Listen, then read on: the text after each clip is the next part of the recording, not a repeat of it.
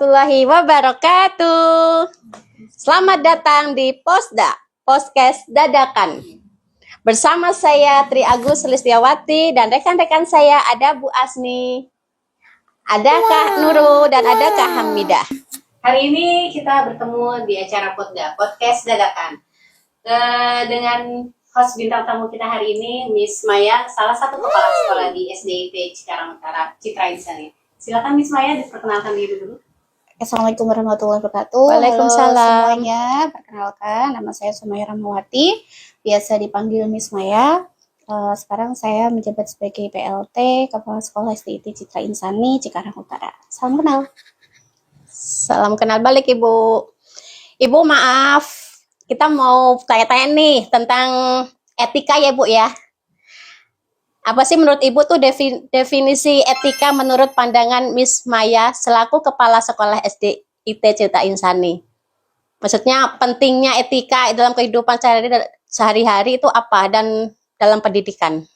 Baik, etika itu sangat universal atau global ya.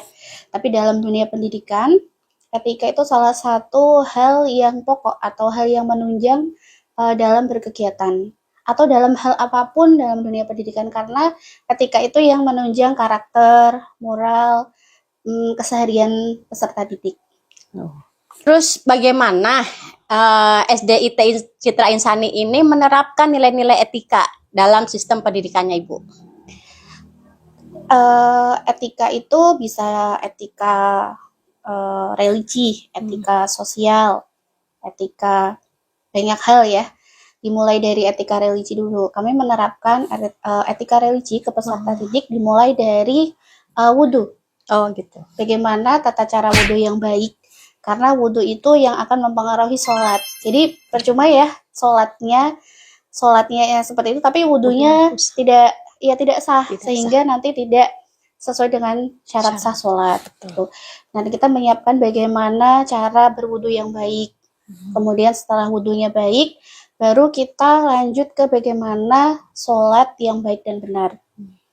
Untuk etika kesehariannya, kami selalu menerapkan 5S. Senyum, sapa, salam, sopan, dan santun.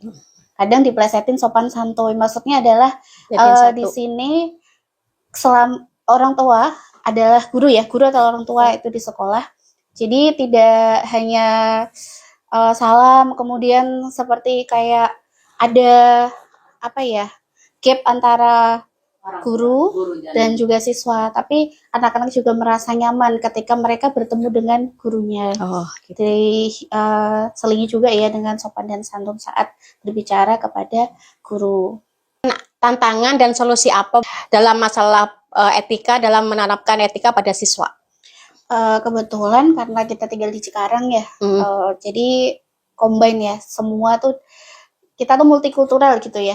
Jadi tidak hanya, ini bukan perkara sukunya bukan, tapi karena datang dari berbagai daerah dengan latar belakang yang berbeda, karakter yang berbeda itu juga cukup mempengaruhi bagaimana kita menerapkan etika dasar ke peserta didik.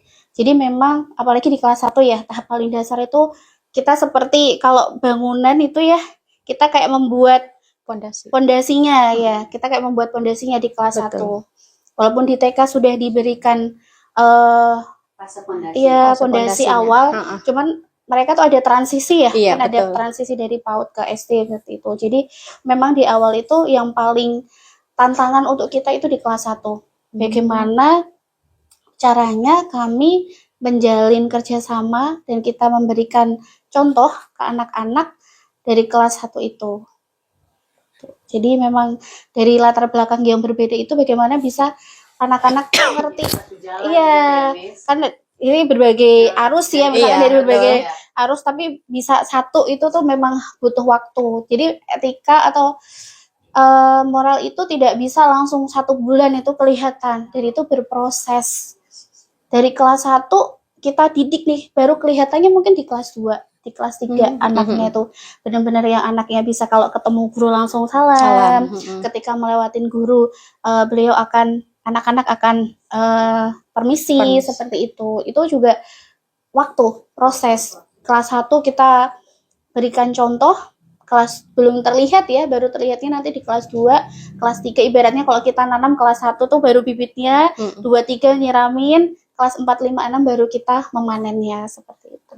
Berarti kalau untuk pembiasaan itu benar-benar nggak langsung instan Betul. ya, semua butuh proses ya. Betul. Jadi apalagi untuk proses itu pasti gak mulus ya, Miss ya. Jadi ada kalanya anak yang tantrum atau anak yang ya karena latar belakangnya berbeda itu ya, apalagi kelas 1 itu masih belum menganggap kita itu orang tuanya Orang tua. gitu. Jadi perlu waktu untuk ini loh mendengarkan kata-kata dari gurunya seperti itu. Jadi kita awal-awal itu menimbulkan rasa trust atau percaya dari anak ke kami begitu. Itu yang agak susah menimbulkan rasa percaya dari anak untuk ke kita itu menganggap sebagai orang tua itu memang agak susah. Betul dan memang butuh kepercayaan juga dari anaknya ya. Orang tua mah sudah menyerahkan ya, Iya, tapi betul. ya. Butuh kesabaran. Betul. Ekstra sabar ya.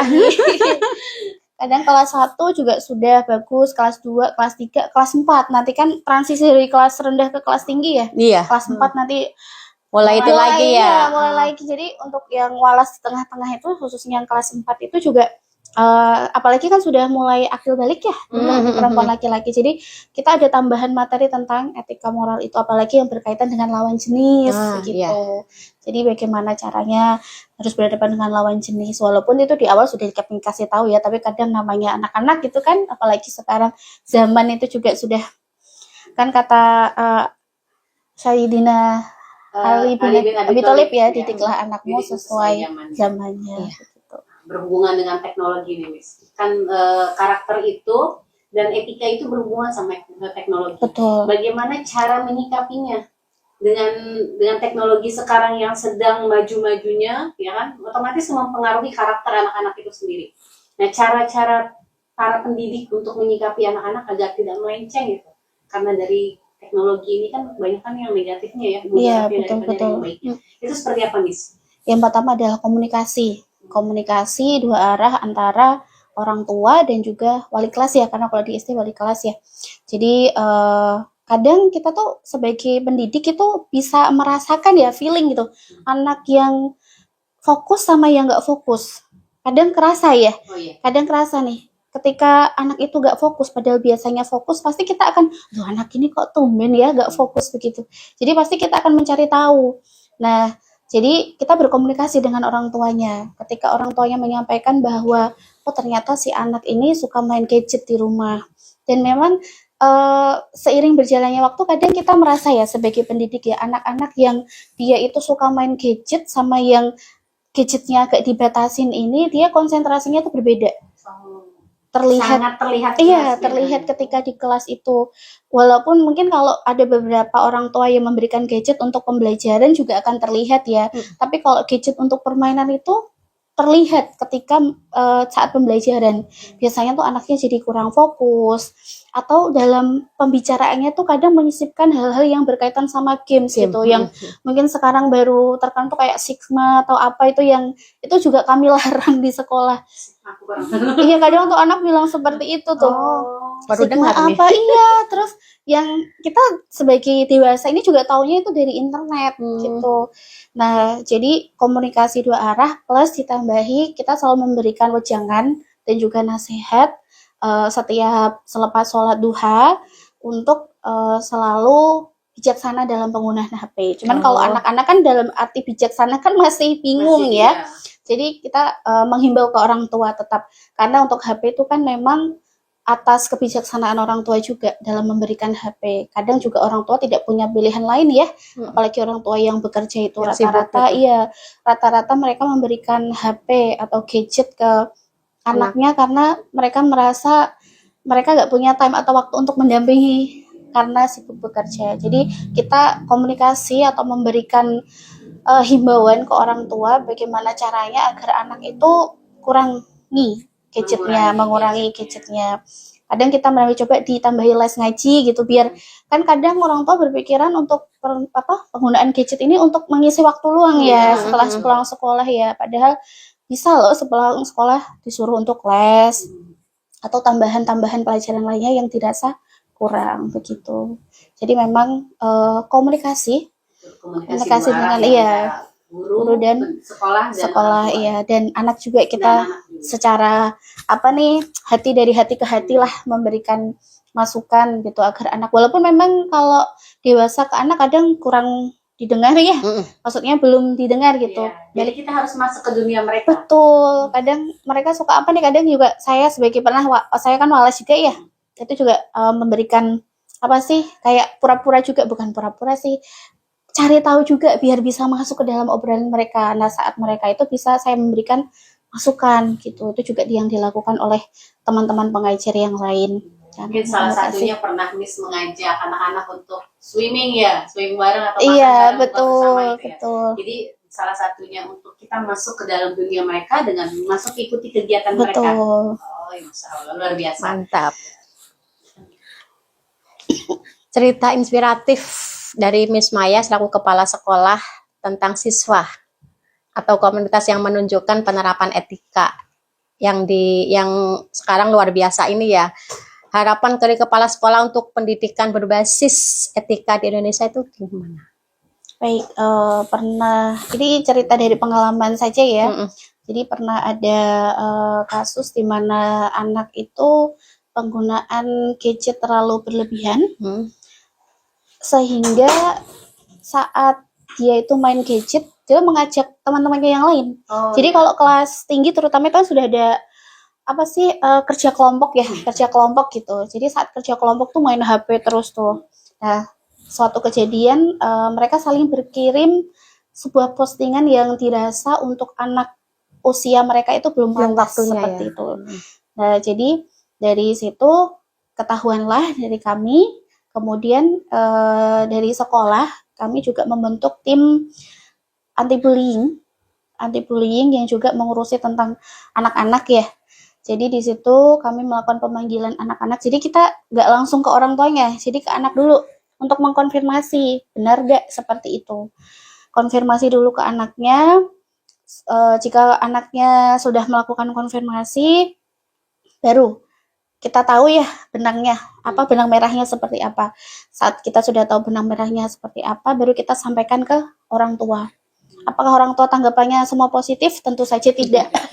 Karena kadang anak di rumah dengan anak di sekolah itu berbeda. Mereka taunya di rumah seperti ini, nggak mungkin Miss anak saya seperti itu, begitu ya. Tapi alhamdulillah setelah beberapa pertemuan itu malah banyak orang tua yang apresiasi, karena di sini kami menyampaikan berdasarkan fakta dan tidak langsung ngejudge anaknya gitu. Pasti semuanya itu ada alasan gitu. Jadi dari situ orang tuanya tuh malah sadar bahwa oh ternyata memang gadget itu toksik, gadget itu bahaya untuk anak-anak kalau tidak diberi batasan seperti itu. Jadi orang tua malah sangat apresiasi bahwa sekolah tidak tinggal diam dan sekolah tidak langsung menjudge atau memberikan hukuman, malah justru mendampingi anak-anak yang memang butuh pendampingan atau perhatian khusus begitu. Jadi kembali lagi ke komunikasi dan juga selama memang itu untuk anak, insya Allah mah orang tua itu selalu mendukung. Karena orang tua pengen yang terbaik. Betul. Walaupun kadang memang harus ya naik turun seperti itu ya, tapi insya Allah orang tua selalu mengapresiasi apabila memang semua itu berkaitan dengan anak, untuk kepentingan anak seperti itu. Emang kebanyakan dari sekarang ini ya Miss, perilaku anak di rumah sama di sekolah itu beda. Iya, kadang di rumah itu orang tua nurut, anak saya nurut banget loh di rumah, bisa ini bisa, tapi di sekolah beda lagi katanya. Iya, ada yang seperti itu ya, karena apalagi yang orang tuanya bekerja ya, taunya juga kadang enggak kok Miss di CCTV gitu, ada CCTV seperti itu. Cuman kan jadi kita memberikan gambarannya dalam 24 jam itu hampir 10 jam tuh ada di sekolah Bunda. Di sisanya di rumah memang, tapi kan berapa jamnya, 8 jamnya digunakan untuk tidur. Berarti memang waktu terbanyak itu di sekolah. Jadi anak kurang lebih karakternya itu akan benar-benar karakter yang nyata itu di sekolah begitu. Bukan menjudge anak ini ternyata di rumah seperti ini, di sekolah ini bukan. Apakah ada yang salah, lebih ke apa ada yang salah nih dari anaknya gitu. apakah ada yang kurang. Kadang apalagi di usia-usia seperti itu ya, kadang anaknya rebel karena ternyata pengen cari perhatian karena di rumah kurang perhatian. Jadi kita perlu mencari tahu kronologinya seperti apa, karena sejatinya tuh pasti kita sebagai pendidik yakin ya, anak-anak tuh baik kok. Iya, betul. Sejatinya tuh anak-anak baik. Hanya bagaimana kita sebagai yang dewasa ini memperlakukan anak-anak seperti itu. Iya, luar biasa. Kita dapat ilmu baru kita ini dalam mendidik anak-anak ya. Sedikit sebentar tetapi daging semua ya. Iya. Kayak saya Terus ini Miss, pesan terakhir nih dari Kepala Sekolah SDIT Citra Isani tentang pentingnya etika dalam membentuk generasi muda. apa ya, kalau dari saya pribadi ya, sebenarnya kalau kita mengajarkan etika itu dimulai dari diri sendiri. Kalau kita mau mengajarkan sholat yang baik, berarti kita mulai dari diri sendiri dulu, sholat yang baik. Ya, agar saat kita mengajarkan, insya Allah saat kita mengajarkan yang hal baik, niat kita baik, walaupun jalannya memang banyak kerikil, tapi pasti insya Allah hasilnya akan baik. Karena proses tidak akan mengkhianati hasil, seperti itu. Oke, alhamdulillah. Baik, terima kasih Miss Maya untuk waktunya. Mohon maaf di sini kita sudah mengganggu waktunya. Tapi sekali lagi, semua yang kita lakukan sebagai pendidik pengen semuanya hasil yang terbaik untuk anak-anak. Betul, Karena kita memberikan yang terbaik dan memberikan kasih sayang itu tulus. Kalau mereka anak-anak itu akan tahu mana anak yang pendidik ini yang tulus mencintai mereka atau hanya sebagai pencitraan. Itu akan terlihat seperti itu. Mungkin kalau misalnya kita tulus, mungkin seperti Miss Maya merangkul mereka dengan tulus, mereka akan feedbacknya ke kita juga. Iya. insya Allah seperti Kita selesaikan dulu podcast hari ini. Ada pantun satu nih, Oh, Bu. iya. Ya. Pohon jati di tepi pantai, Cakep. berdaun lebat, rimbunan teduh. Cakep. Jaga etika sepanjang hayat, agar hidup damai penuh berkah. Dah.